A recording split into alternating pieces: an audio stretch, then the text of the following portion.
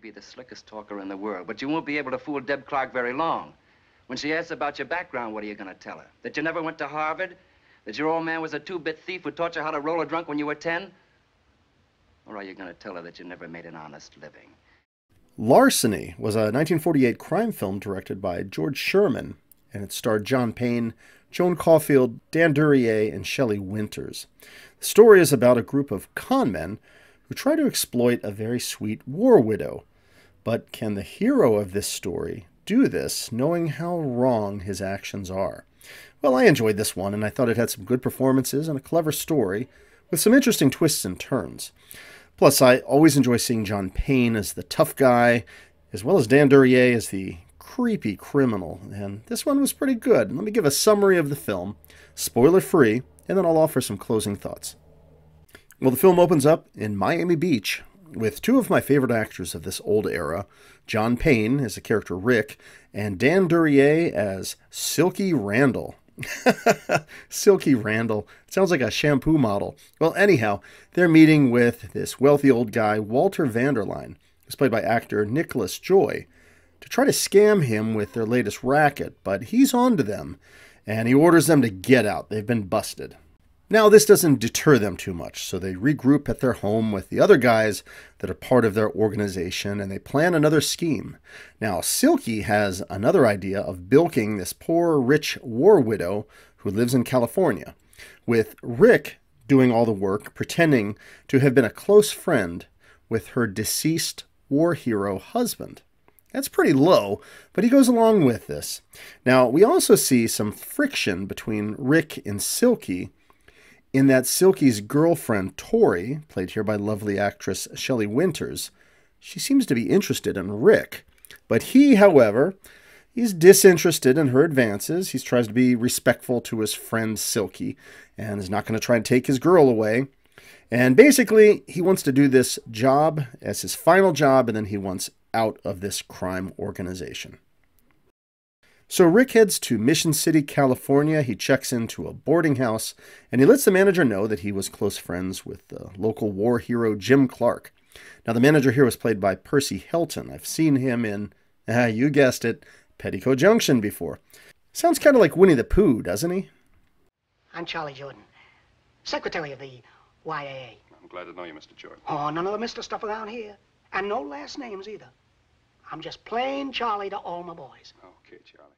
Well, anyhow, he gets a warm welcome, and Rick is just an expert con artist. He blends right in. Everybody believes in his deception, that he was friends with this war hero, Jim.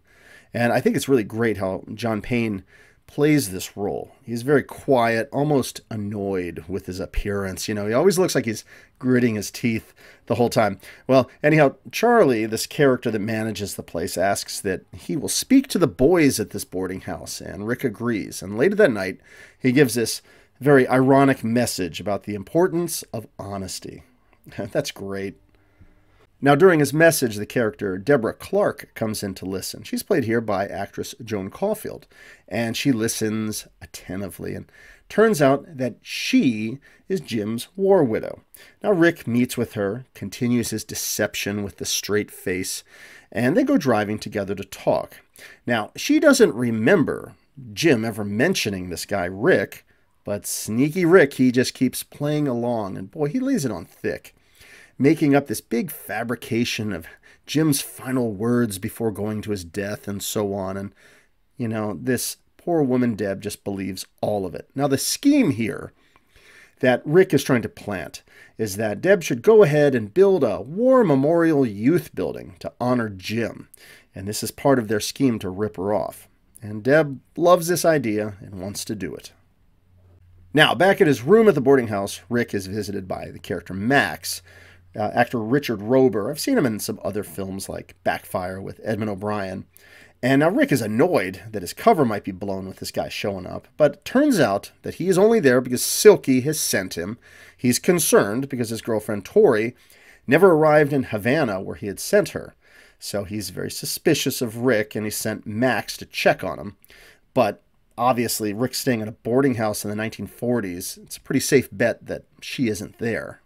However, Rick gets an unexpected delivery from the drugstore, And opening up his bottle of bromide, he finds a sneaky address that was sent to him. And side note, I had not heard of bromide before watching this film, and apparently it was a type of over-the-counter aspirin narcotic of the 40s. More on this later, because I had to research it. I was curious. But anyhow, he gets this address that has been snuck into him through this drug. He follows it to the address and finds Lacey at this cozy cottage by the ocean. Pack your things. What do you think you're doing? I'm putting you on a plane to Havana. You're not going to spoil a perfect fix now. I'm not going to spoil anything. You can play all the little games you want with that war widow.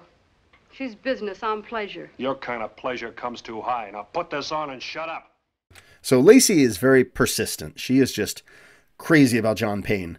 But he's all business, and he wants her gone so it doesn't ruin his perfect fix. But when she threatens to call Silky, well, Rick gives in to her feminine wiles. However, later, Max finds Rick and picks him up, takes him to go meet with Silky. And they get together, and Silky is suspicious, but Rick tells him that he was just out for a night drive. He had to take care of his headache. And they eventually move on to talk about the score that he's currently working on. And Rick gives an update. So these guys leave, but Silky still seems a little suspicious of his old friend Rick. No hard feelings about Tori. I trust you. She's your girl, Silky. Start tailing him, Max. He's a dirty liar. Well, the next day, Rick and Deb go to meet with a real estate guy, Mr. McNulty. It's played here by actor Harry Antrim. He was also Mr. Macy in the Miracle on 34th Street movie, and John Payne was also in that one as well.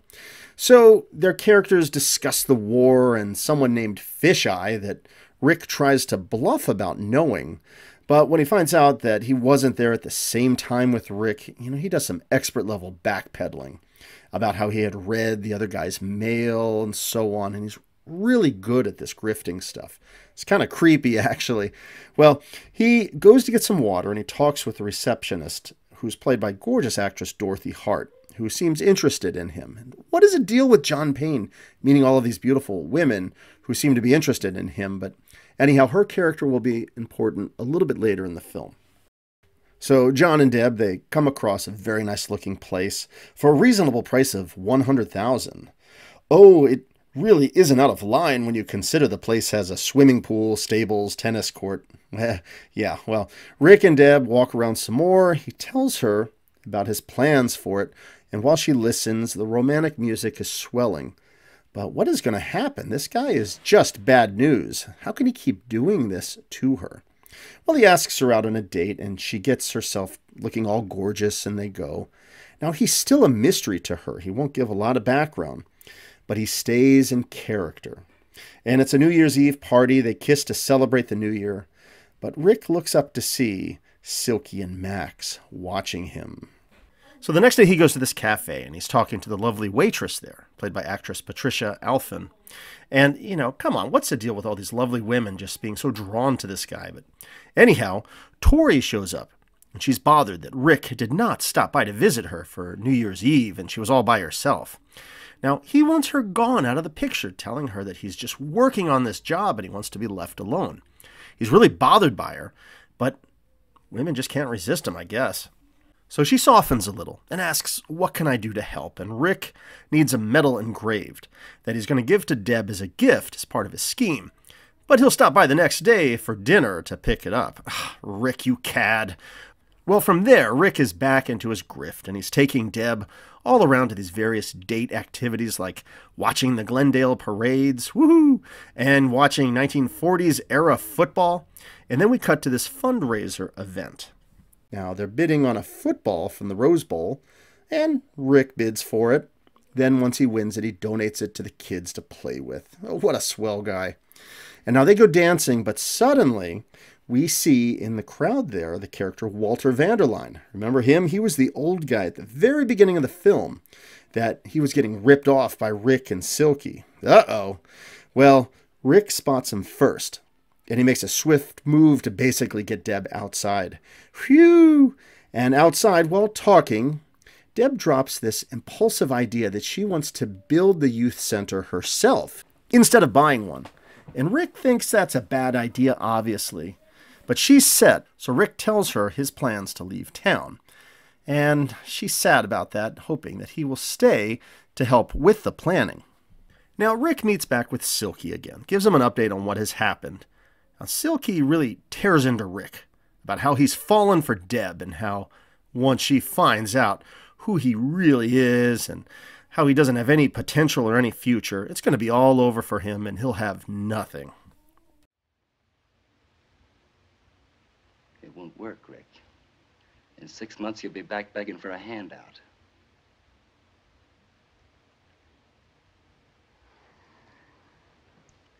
When do we start? Tomorrow.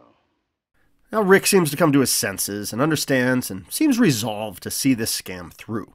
Now he suggests using the woman from the real estate business that he had met earlier. So he meets with her to share his plans. He gives her airfare so that she can meet with him later in New York. In return for her helping him out with making a call to Deb and setting up this fake meeting with the character Duke, he's going to play a pretend real estate client. So she agrees and makes the call that night. So Rick and Deb meet with Mr. Swanson, which is the name that Duke is using, and they arrange for the property sale with the check made out in cash to Rick's name because, you know, she loves him and trusts him, poor thing. And she goes along with this idea and writes out this check and gives it to him. Now, he then goes to visit Tori again, but she's furious with him and his involvement with Deb, and she snatches the check from Rick, and while they're wrestling for it, Deb walks in on them. Uh-oh. She had followed him back because he forgot his keys. Well, it appears the gig is up. But with 15 minutes left in the film, what will happen? There's a lot of denouement needed here. Will Tori reveal everything in a jealous rage? You know, will Silky appear and in a different jealous rage? Will he take care of Rick once and for all? And what about Rick and his feelings for Deb? Is there any potential for their relationship? Well, with so much going on, and I don't want to give it all away, you got to see the last 15 minutes or so yourself. You got to check it out to see how things end. Well, let me offer some closing thoughts. Larceny was a 1948 crime film. It was directed by George Sherman and was produced by Universal Studios. And you know, I enjoyed it, but I'll be honest, I knew the ending was going to be something of a downer. And without giving away any spoilers, this one doesn't really have the happiest of endings, but you kind of knew that was coming, you know, this being a 1940s crime film. I think that John Payne really carries this one well. He's got this unyielding tough guy attitude. He never seems to smile. It's almost this mechanical nature to him, how he goes through these steps of lying and manipulating these people. And he's very good at it. You know, being able to just deceive on a spot, even when his cover's almost blown. You know, he can just very quickly recover in the situation. I was reminded here of his tough guy character from Kansas City Confidential in 1952. You know, again, he's just unrelenting, but at the same time, you think that maybe he's starting to soften a little bit from the affections of Joan Caulfield's character. But what can he do? You know, he's so far gone into this world of lies and deception that it's waiting for his character to crash and burn. You kind of know what's going to happen, but you just can't stop watching. You want to see how everything turns out. Now, I mentioned, while summarizing the film, about all these gorgeous women who would constantly be throwing themselves at John Payne's character, like the waitress, the receptionist, even Silky's girlfriend. All of that seemed a little ridiculous, and if anything, it kind of distracted from the central love story of the character with the war widow Deb.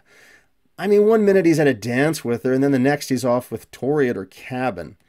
This didn't add much in terms of sympathy for his character, but I don't know, to me it just kind of made him seem more like a scumbag.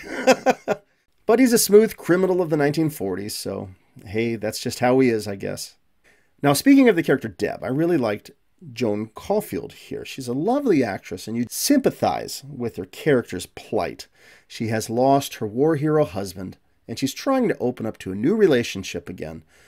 But it's to the absolutely worst guy possible, and she doesn't know it. And it is heartbreaking to watch how trusting she is. I mean, you see scene after scene in the film, she is just looking at him so affectionately. But it's the Hays Code 40s, so we know this relationship is not going to work out. Even though we would like it to, just so her character could be happy again. And again, Dan Duryea, he was amazing. I think he's at his best when he plays the slimy lowlife criminal, like in films like Scarlet Street, and he is just as creepy in this film. He is suspicious, paranoid, violent, doesn't seem to trust his own buddy, and he's great to watch in this film. I do enjoy seeing him, always when he's a criminal, though. So, just general thoughts about the story is from Act 1, we can see that the protagonist, Rick, John Payne's character, he's the bad guy, and he's in pretty deep with this grifting lifestyle. And although the film does tease us into thinking that maybe he can reform and get away from it all and go straight, it just seems like an impossible task, as he just keeps going deeper and deeper into the deception. With the other looming threat being that Dan Duryea is likely going to kill him because his girl keeps messing around with him. And I like a happy ending as much as the next guy, but you can kind of see the direction that this film is going to go. I will say that the final big conclusion did seem a little bit abrupt, but watch for yourself and let me know what you think. Oh, and a fun bit of trivia, Dan O'Herlihy. He played one of the con men, the character Duke. Well, he was a creepy guy with a mustache. Well, get this, another role he would be famous for much later would be that of the old man from the first 2 RoboCop films. I love finding old connections like that. Nice shooting, son. What's your name? Murphy. Now, I have not seen Dorothy Hart before in any of my reviews, and I thought she was very nice here as the lovely secretary. But the one thing, maybe a gripe I would have about this film, is it doesn't feel like we really saw a satisfying conclusion to her character here. She shows up, seems interested in the character Rick. She's a part of their big scheme at the end, and then she's just sort of gone. So I maybe would have liked to have seen a little bit more of her story unfold, but, I guess that's just how it was. A final note, when I watch films of this era, I think it's fun to identify some of the little details and nuances of the 1940s that aren't really around anymore. And one of those things was bromide, which was apparently used as a sedative in the 19th and early 20th centuries. So this was an over-the-counter sedative or treatment for headaches, kind of like an aspirin, I guess. And it was in use up until about 1975, when bromides were withdrawn as ingredients were linked to chronic toxicity. Wow. Now, bromides are apparently still used to treat epilepsy in dogs. Now, the term bromide also now refers to a cliché or hackneyed statement or notion. Like, haha, my 3 fans know that I'm a big fan of Edmund O'Brien movies. Yeah, that's bromide. Well, anyhow, that was my review and thoughts on Larceny from 1948. I thought this was an enjoyable crime film, with John Payne, Joan Caulfield, Dan Duryea, and Shelley Winters all doing a great job in their roles. Yes, the life of crime doesn't lend itself well to romance, it would seem, and it's not necessarily the happiest of endings, but I liked following this and to see the story unravel, and all of the performances were great. It was an enjoyable crime film, and I definitely think it's one worth checking out.